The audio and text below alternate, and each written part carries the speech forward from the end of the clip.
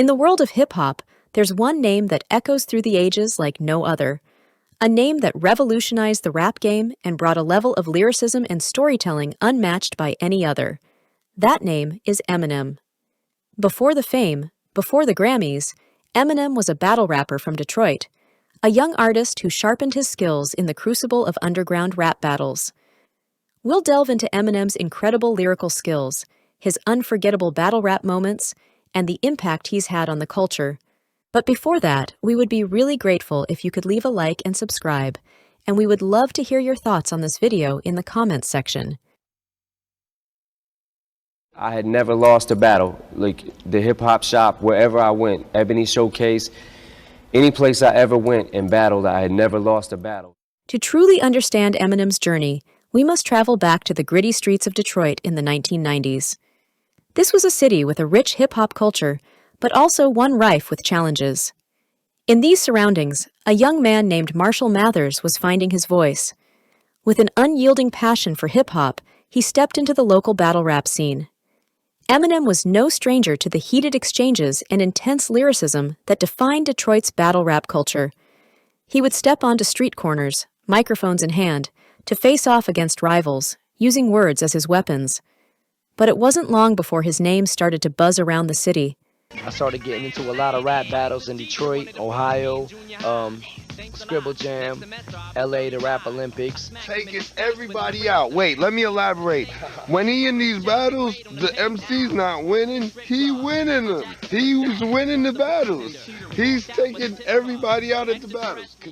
Known for his lightning-quick rhymes, intricate wordplay, and fearless stage presence, began to earn a reputation. And when he took the stage, he left audiences in awe. We had this big proof set up, this big battle, and whoever won the battle was going to become the host of the next open mic at the hip hop shop, at the Maurice Malone shop, So it was a big deal. I entered into the contest. My name was Bad Luck back then. So I entered into the contest, and my producer, Cobb, at the time told me that Marshall was going to come down there, Eminem was going to come down there and tear motherfuckers up. And of course, I was in disbelief. A white kid about to come on West 7 Mile and do some damage. It's about a hip-hop favorites in here. You got Bizarre in here. You got LaPiece and them from the Cardi Boys. There's a lot of real hip-hop going on. So the Saturday came, the contest started, and I watched Eminem come and then pretty much mow through the competition. I was having an off day. Dez, I don't know, he puts on a PE beat. Who the fuck can freestyle off a fucking PE beat and battle somebody, But I happened to make it to the finals. So I'm sitting there and I'm praying to God. I'm looking over my shoulder at Cobb like, you see this shit? And I'm praying to God, it's me, it's Eminem, and a cat named The Prophet. That was the last three that was in the finals. LaPiece, who didn't rap against anybody in the earlier part of the competition, walks into the door and Proof throws his ass into the competition.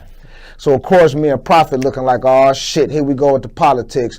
Marshall, Eminem not giving a fuck who it is, So the names go in the hat and I'm praying to God, please don't let me get Eminem. Please don't let me get Eminem. Here we go.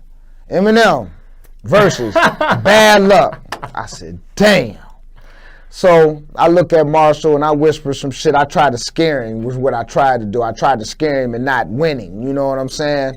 And he spit some highly lyrical shit. He really didn't talk about me, but it was just the momentum was in his favor. I knew I was about to take an L. I did the best I could to recover, but I lost. He went on, Prophet ended up losing to LaPiece, and then LaPiece and Eminem went in that last round, and I remember a line loosely that Marshall said, and he said, you came down here and got killed and destroyed, and I run back to the hood and tell your friends you got your ass whooped by a white boy, and the whole fucking hip-hop shop just exploded, bro. I mean, I seen fucking hands going everywhere, hats flying every fucking where, motherfuckers pushing each other, grabbing each other, and Eminem was born. Some of his most memorable moments include his battle with his own crew member from D12. But fuck the battle. Let's take it to the streets, cause you a pussy. Or else you are what you eat. I don't mean to boast. Look, my face is pale, but you look like you seen a ghost.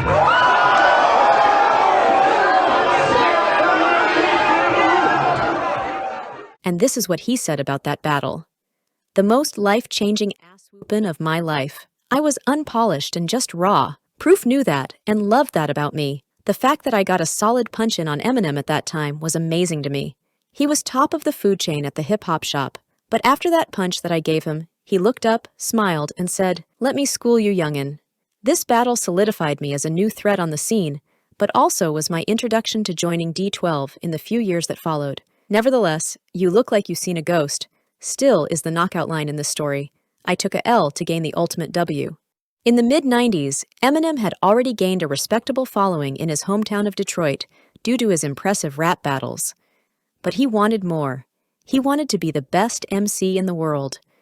So he set his sights on the ultimate challenge, entering the 1997 Scribble Jam MC battle in Cincinnati, Ohio. Leaves in this motherfucking seed in your mouth when you open it up, sucking it up top. I'm gonna raise the stitch until they have to staple stitch you. And everybody get this fucking racial issue. Try to turn my facial issue to a fucking racial issue.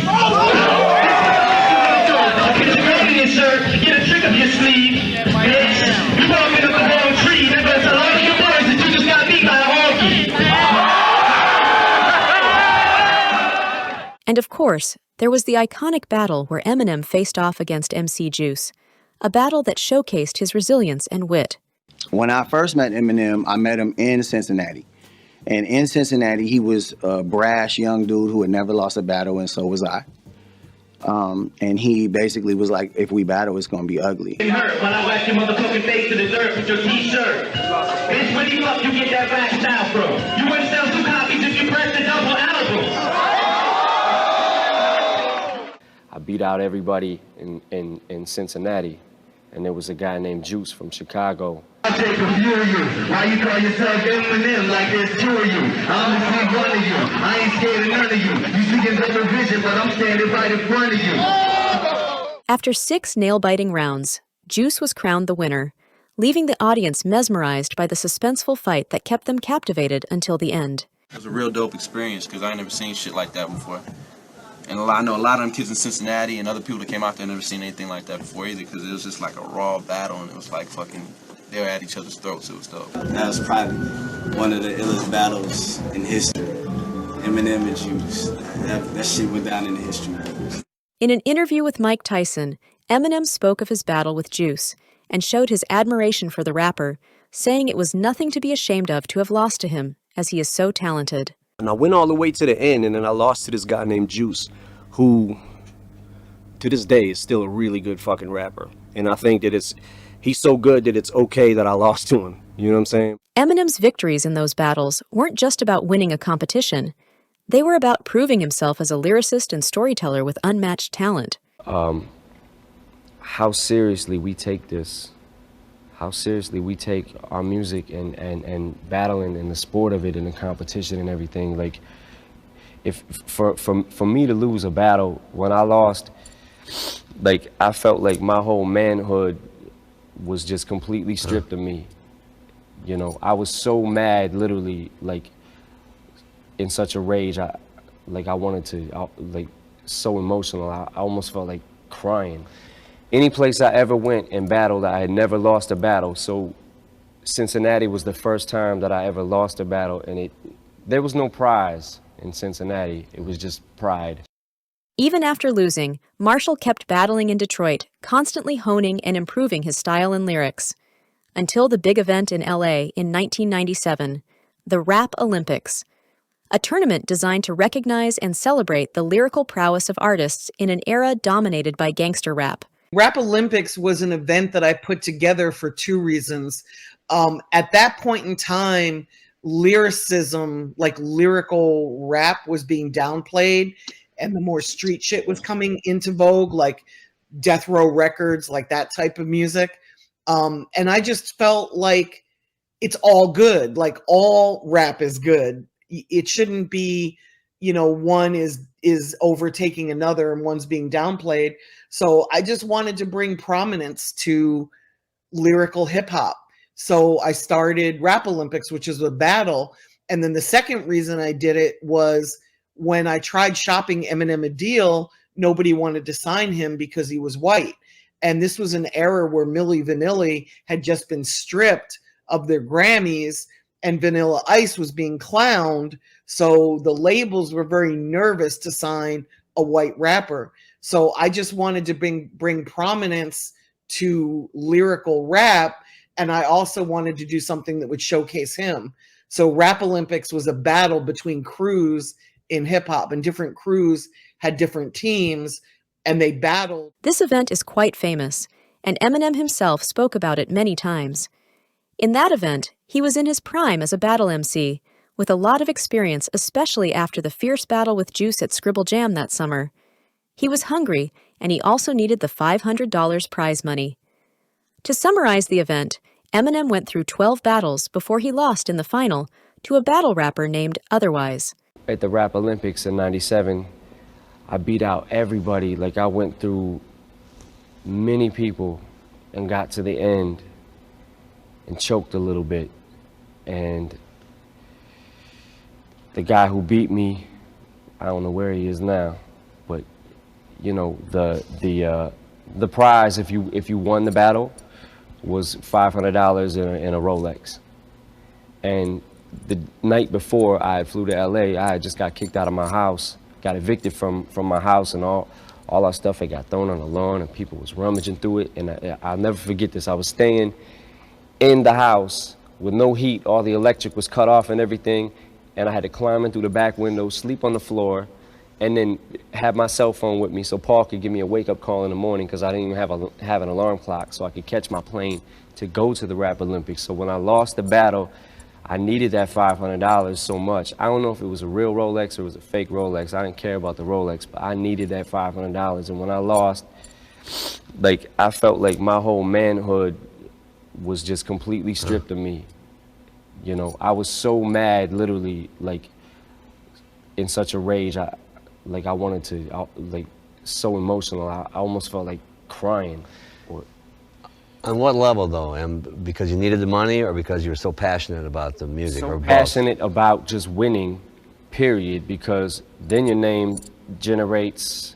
Plus, it was the second time to get at this guy named Juice. If I would have, in the Rap Olympics, had I won, I would have got to battle Juice. And I was waiting to do that, to get a rematch, because I lost to him at the Scribble Jam in Chicago, or in Cincinnati.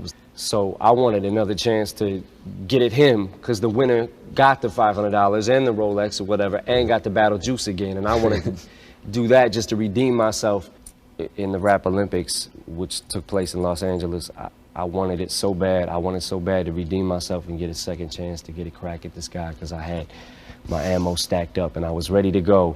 And then I lost to this guy that was like, he wasn't good. Although Eminem did not win in the competition, his performance was highly praised by all participants, including one Interscope intern who requested a CD from him immediately.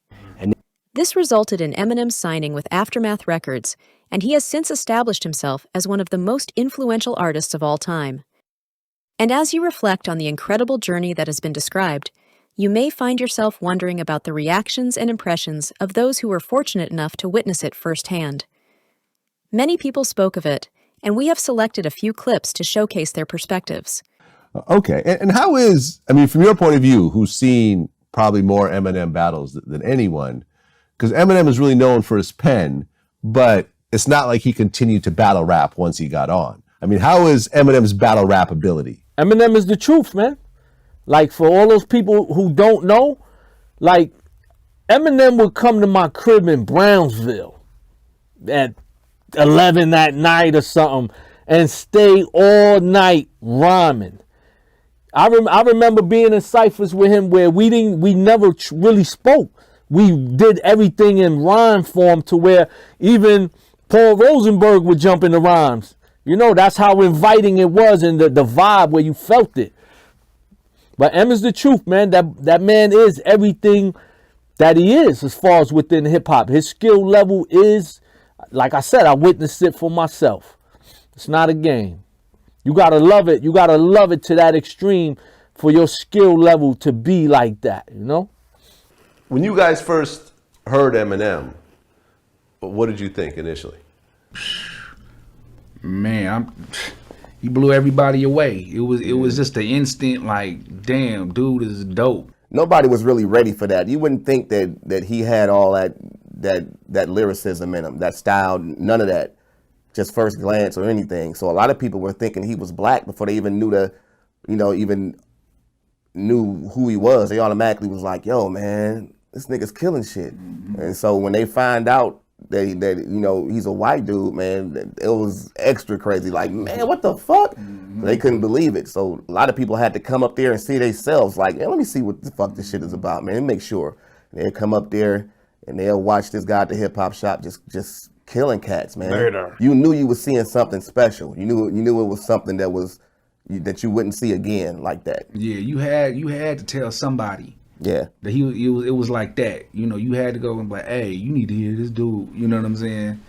You had to. You didn't keep your mouth closed when it came to acknowledging his skill. A lyrical rapper. Yeah. Like he was like super a lyrical, miracle, spiritual dude. So like, if you heard his records prior to him getting with Dre, you would never think like he was even capable of making crossover records. I always believed it because. But his talent levels were so crazy. Yeah, what was that like? Being around M, man, it's like I knew he was destined. I knew because his talent blew everyone away. We had a big mutual respect for what we both were able to do. Now, I knew at any moment something was going to happen for him. And he was really the actual factual truth. I always, when I credit anyone or anybody in the industry, I base everything off skills first. You know what I mean? Most important, that's how for me, it's skills first. Right. I don't care about nothing else. He had the skills to take it there. You know what I mean? Sure. He's the best motherfucker I've ever rapped against. Thank you guys so much for watching. If you liked this video, don't forget to hit that subscribe button and turn on notifications so you never miss out on our latest content.